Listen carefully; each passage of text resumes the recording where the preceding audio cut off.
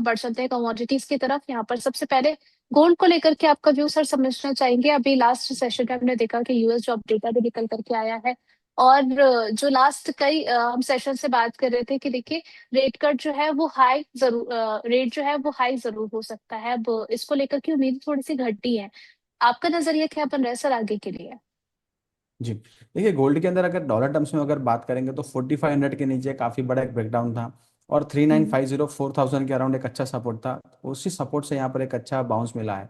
अब आप देखेंगे हम्म। तो नीचे के लेवल से काफ़ी अच्छी रिकवरी हुई है, बट यहाँ पर 20 में जो है वहाँ पर एक रेजिस्टेंस का काम कर सकता है। तो करीबन 4250 4300 का जो है डॉलर टर्म के अंदर एक रेजिस्टेंस है। अगर एमसीएक्स की बात करेंगे तो 1,48,000 का एक जोन है, वहाँ पर एक रेजिस्टेंस हो सकता है, और नीचे की तरफ के लेवल्स वापिस हमें मिल सकते हैं। एक हायर बेस अगर बनता है उसके बाद हम यहाँ पर रिव्यू करेंगे नई फ्रेश खरीदारी के लिए। हाल फिलहाल अभी भी सेल ऑन राइस का ही मोड है। और जैसे हमने शुरुआत में बात की थी उर्वशी जी, DXY जो डॉलर इंडेक्स है, वहाँ पर अगर स्ट्रेंथ हम्म। बढ़ेगी तो यहाँ पर हम्म। प्रीशियस मेटल है या फिर जो कमोडिटी रिलेटेड स्टॉक है वहाँ पर एक आपको सेलिंग प्रेशर देखने को मिल सकता है। चलिए, जेपी मॉर्गन ने भी जो है वो गोल्ड को लेकर के टारगेट दिया है $4500 का। आपका क्या रुख रहा है? जी यहाँ पर जैसे गोल्ड में देख रहा हूँ तो आप कम इंटरनेशनल प्राइस और इंडियन प्राइस आप देखेंगे तो करीबन 22% का एक डिफरेंस है।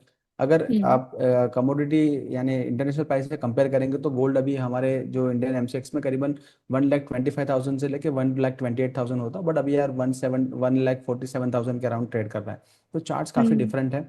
बट यहाँ पर 200 SMA जो है एमसीएक्स के अंदर 1,39,000 का, उसके नीचे हम्म। अगर गोल्ड ट्रेड करना शुरू करता है तो एक यहाँ पर काफ़ी बड़ी एक ब्रेकडाउन मिलेगी, और फिर यहाँ पर गोल्ड में काफ़ी बड़ी गिरावट 10 to 15% की मिल सकती है।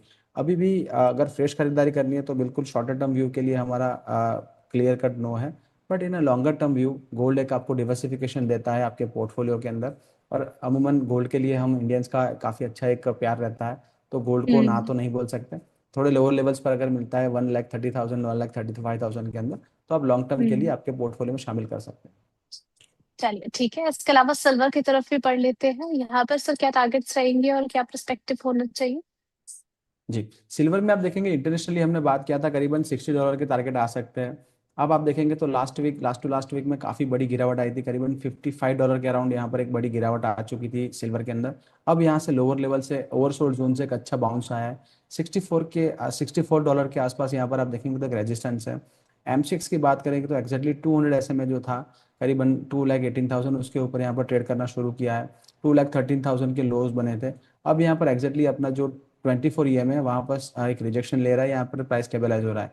यहाँ से अगर रिवर्सल आता है तो ट्रेंड कंटिन्यू रह सकता है क्योंकि एक डाउन ट्रेंडिंग है, और फिर से 2,18,000 2,15,000 के टारगेट बन सकते हैं।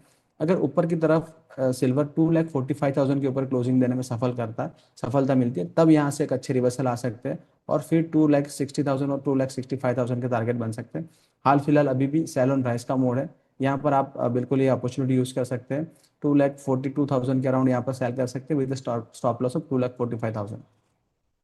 ठीक है, इसके अलावा हमने लास्ट सेशन में सर क्रूड को लेकर के भी बातचीत की थी। अब इसको लेकर के कई ब्रोकरेजेस का ये भी कहना है कि यहाँ से अभी और क्रूड फिसलता हुआ नजर आ सकता है।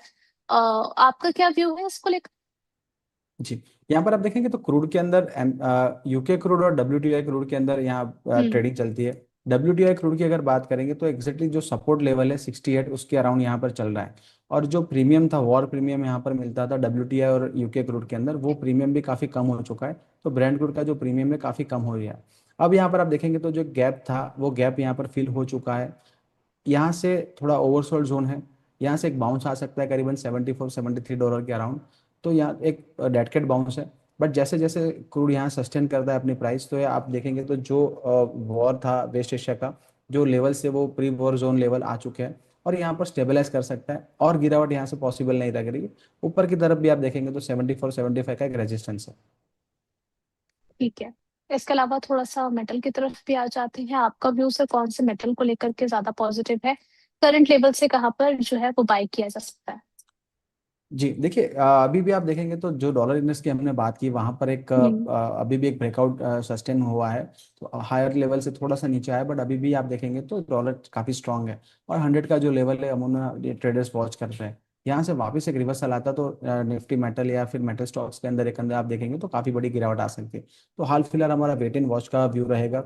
यहाँ पर कोई फ्रेश खरीदारी या फ्रेश सेलिंग के भी हम सजेस्ट नहीं कर रहे, वेट एंड वॉच का व्यू रखा है हमने। वेट एंड वॉच करना है, ठीक है। अभी बहुत सारा कैपिटल जो है मतलब यानी कि लेकर के अपने पास रख ले, और जब मौका मिले उसके बाद ही निवेश किसी तरीके का शुरू किया जाए, ठीक जी है। क्योंकि बहुत सारे नए निवेशक जो हैं अब सोचते हैं कि देखिए इसके बाद तो हमें मौका मिलेगा नहीं, तो फिर वो बिल्कुल चढ़ते हुए जो शेयर्स होते हैं, भागते हुए जो रैली होती है उससे पैसा लगा देते हैं, उसके बाद फंस जाते हैं और कहते हैं कि देखिए अब क्या किया जाए, ठीक है। जी तो सही ऐसे बात है। निवेशकों के लिए आपकी सलाह क्या रहेगी सर? किस तरीके से अब नया नया निवेश शुरू कर रहे हैं, कैपिटल एलोकेशन किस तरीके से किया जाए?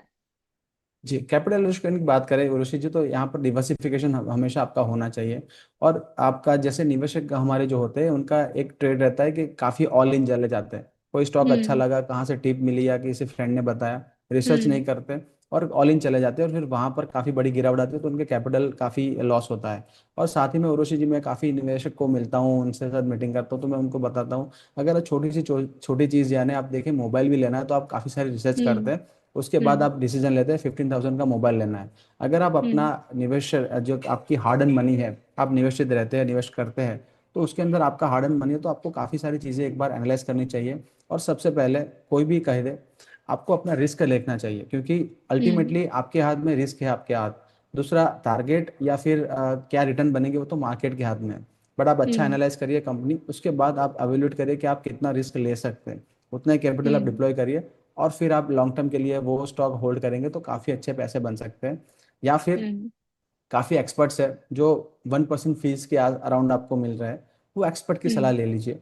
तो वहाँ पर आपका हम्म। जो काम है आप मेन काम कर सकते हैं, और एक्सपर्ट जो उनका काम है वो कर सकते हैं, और आपके अच्छे रिटर्न जनरेट हो सकते हैं। हम्म। ठीक है। ये कुछ एडवाइस है जो आपको बिल्कुल कंसीडर करके चलनी चाहिए अगर आप कोई किसी भी तरीके का कैपिटल कहीं पर इन्फ्यूज कर रहे हैं, तो एक्सपर्ट एडवाइस की काफी ज्यादा जरूरत है।